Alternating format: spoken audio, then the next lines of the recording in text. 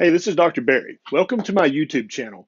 I've been in the ketogenic diet circle for a while now, and I keep hearing people who are very afraid of ketosis leading to ketoacidosis. So today, I'm sick and tired of hearing that basically, okay? That's a ridiculous thing to say. If you're in any way, if you're a doctor, if you're a nurse, if you are any kind of medical professional or diabetic counselor or nutritionist or dietitian, you should know better than to say this. To even say that nutritional ketosis could lead to ketoacidosis is ridiculous. And I'm going to explain to you why today. Now, if this sounds like something you like to hear about now and in the future, please click the subscribe button and click the little bell right beside it so that every time I have a bright idea, you'll be one of the very first people to know about it. Okay. Now, let's talk about the distinct and unequivocal differences between ketosis and ketoacidosis. Let's cover ketoacidosis first and get that out of the way because I'm sick and tired of hearing about it, honestly. I'm sick of people worrying about it. And if you're not in the medical profession, then I can't blame you for worrying about this. I mean, keto, that sounds kind of the same, right? I'm going to tell you a story in a little bit that really illustrates the silliness of thinking just because they sort of rhyme means that there's somehow one could lead to the other, okay?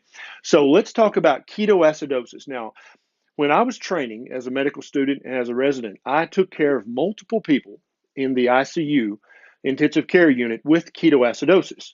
Every single one I ever saw in my career, every one I've seen so far, was a diabetic, was a type 1 diabetic, and either they didn't know they were a type 1 diabetic and therefore they weren't using any insulin at all, and their blood sugar went super high. Their body couldn't use the blood sugar because it couldn't get it into the organ cells, and so their body thought it was starving to death, and so it would start to break down fat and produce tons of ketones in their blood, and they would come in very, very sick. Okay, they usually show up in the emergency room, and they usually go quickly after they're stabilized to the intensive care unit. I can remember in Le Bonheur Children's Hospital in Memphis when I was training.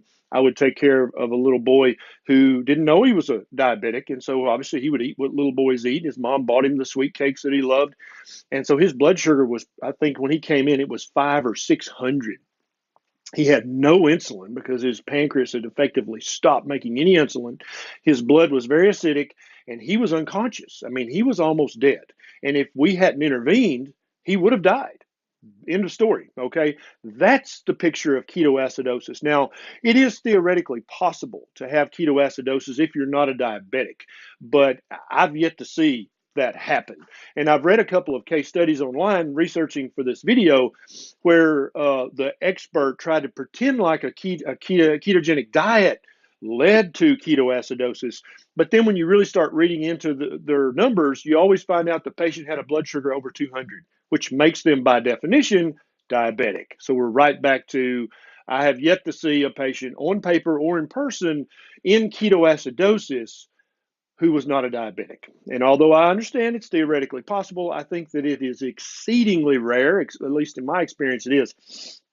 So the key diagnostic criteria that you need to know about ketoacidosis is that your blood sugar is super high, right? Over 200. I've never seen one under 200 who would fit the definition of ketoacidosis. Next is super, super low sub-therapeutic insulin levels, usually zero.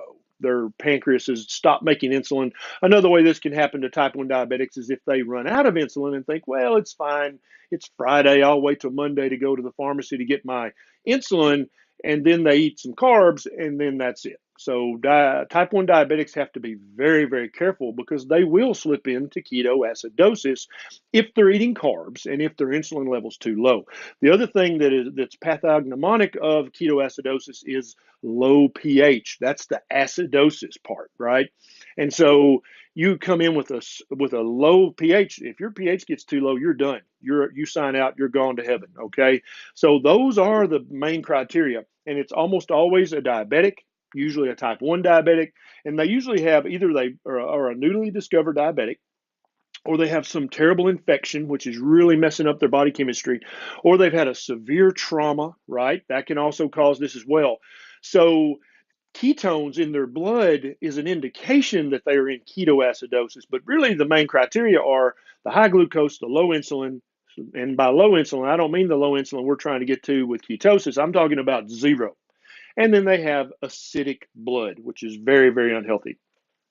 The ketones are just something that happens, oh, by the way, in ketoacidosis. The ketones don't cause ketoacidosis at all, not even a little bit. They are not the cause of that. They're just something we use as a sign to say, oh gosh, look at all the ketones. We better check a blood gas to see if they're acidic or not, because they may be in ketoacidosis.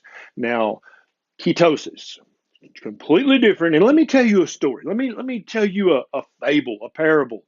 If one of my daughters brought home a guy and said, "Hey, Dad, I met this great guy. I really like him. I think we're going to date." And I'm like, "Oh, okay, cool. That's cool. What's his name?" And she says, "Jeffrey." And I go, "What? Jeffrey? No, ma'am. No, ma'am. You get him out of my house right now and you call the cops." And she's like, "What? Do you know him? I mean, what, did he do something? What?" I'm like, "Honey, his name's Jeffrey. Duh." And she's like, I still don't understand. Why is that bad? I'm like, he's got the same first name as Jeffrey Dahmer. You silly. He's a serial killer. Get him out of this house. Now, you can immediately see that's ridiculous, right? Well, he has the first name Jeffrey, so then he must be a serial killer, just like Jeffrey Dahmer. That's ridiculous logic, right? That's silly. So, for somebody who's a learned expert about this sort of thing, if they pretend that ketosis is in any way, if nutritional ketosis is in any way related to ketoacidosis, or that nutritional ketosis can lead to ketoacidosis, you need to hit the little unsubscribe button, the little unfollow button, the little whatever button, because they do not know what they've are talking about. They just reveal themselves as a sophomoric pundit who thinks they know and who likes to pretend they know, but who don't really know. Okay, because they're unrelated at all. And nutritional ketosis, and for everybody in the ketogenic community, please don't just say ketosis, call it nutritional ketosis. I think that'll make everyone much more comfortable that we're not talking about the other Jeffrey, right? The Jeffrey Dahmer. We're talking about the nice Jeffrey, okay? So nutritional ketosis, nutritional ketosis is characterized by a low normal blood sugar, not a super high blood sugar like ketoacidosis. It's also characterized by a low normal insulin level, not zero or super low like in ketoacidosis, but low normal. That's where you want to be. That's where the health benefits start to kick in. And if you check somebody who's in very, very good nutritional ketosis, if you do an ABG, an arterial blood gas, which hurts, by the way, so I wouldn't recommend it, but their blood pH is going to be normal because they're not sick. It's not bad. It's good. Okay. They caused this not with infection or trauma or being a type 1 diabetic, but they caused it with their diet, right? Their nutrition. It's nutritional ketosis. So it's very, very different. And at the very worst, you might have some minor symptoms for a week or two with nutritional ketosis. Nothing like the intensive care unit symptoms you're going to have with ketoacidosis. Okay.